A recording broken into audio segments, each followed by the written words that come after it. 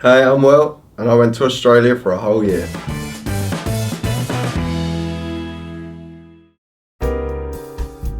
Well, I decided to go, but simply because I couldn't stay here any longer.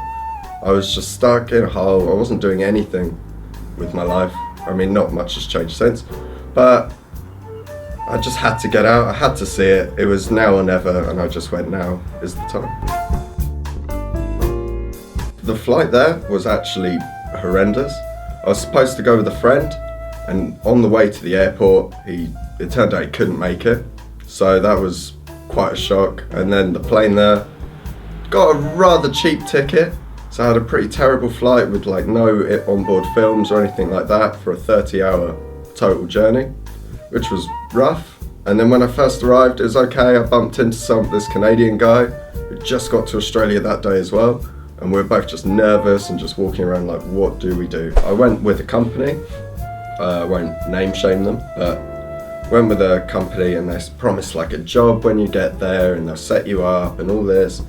And it cost a fair bit. It was probably just over $1,000. And yeah, they sorted everything out for me and they sort of got me this one job interview in the middle of nowhere, where I was a bit like, I'm not really suited to this job. The job interview guy was a bit like, yeah, I don't really know why, and we're a bit just confused at why I was there really. I ended up just making my own path. I just left and they gave me like useful resources if I needed it, but like generally I'll just go alone, book a flight, find a hostel, and you'll find people there that will help you out all you need. I worked for Nutella, which was really cool. We weren't actually picking the hazelnuts, I was just looking after sort of the baby trees and things. And yeah, it was hot.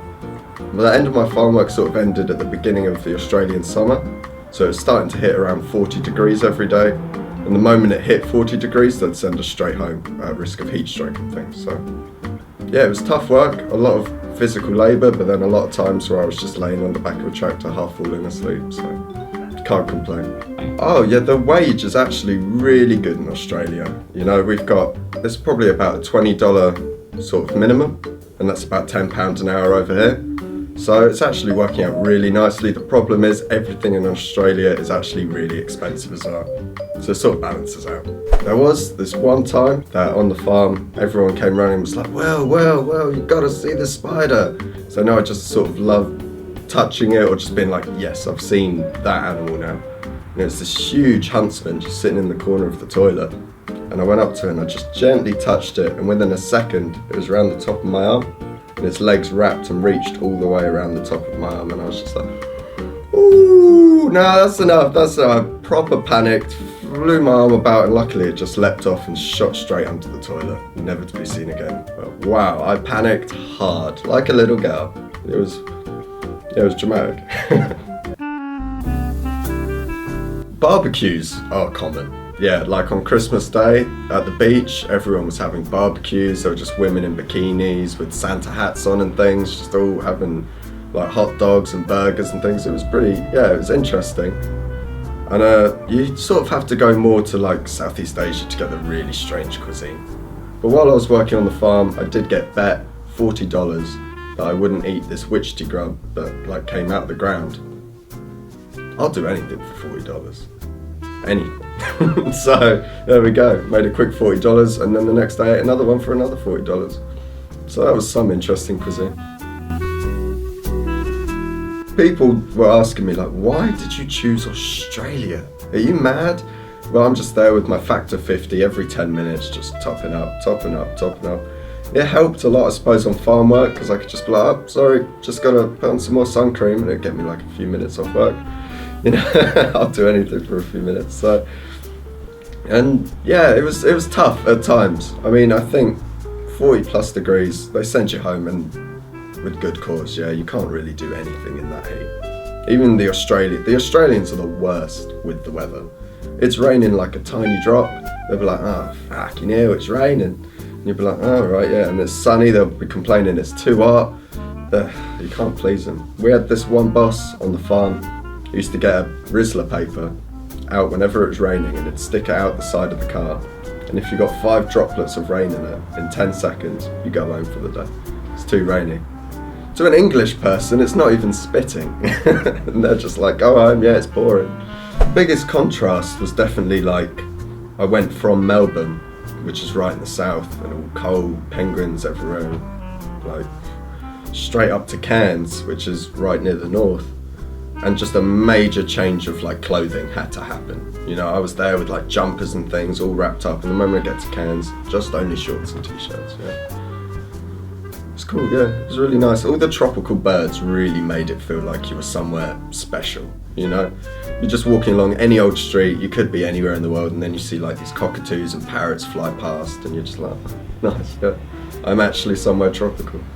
I was really low on money, and I was going to head up to Cairns, but money had been going lower and lower and lower, and I was just thinking, oh, if I actually want to do anything, I can't afford a hostel or anything tonight if I want to eat and stuff, so I'd live on the streets. Byron Bay, the place that I was, there are a lot of homeless, and they were sort of sitting like these big drum circles on the beach with their campfires. It's like, I don't know, it was really strange. It didn't feel like being homeless, you know, you still had a lot of people around you and you're having a lot of fun.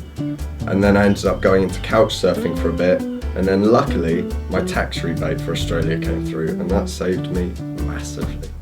Gave me enough money for my ticket home, Cairns, the Great Barrier Reef, everything. It was wicked. Yeah, I did a few couch surfing places, but this one guy, very, very strange, the only guy around, and his like bio was very strict that he was a naturalist. And I was like, fair enough, each to their own. And then it said that if you wanted to stay in his place, you of course had to abide by his naturalist way of life, you know? Okay, I thought to myself, I'm in Australia, I'm trying new things, what could go wrong? So I went to this place, and two other girls staying there with him as well, two other travelling girls, and this guy was pretty old. But yeah, fully naked for about 2 days. Went to this like little private beach as well, just fully naked. Very strange, watching him cook breakfast with all these spitting eggs and sausages. It terrified me to death, you know. I thought, get an apron, man, you know. Well, I don't know, people seem almost more trustworthy though, and nothing was weird about the place.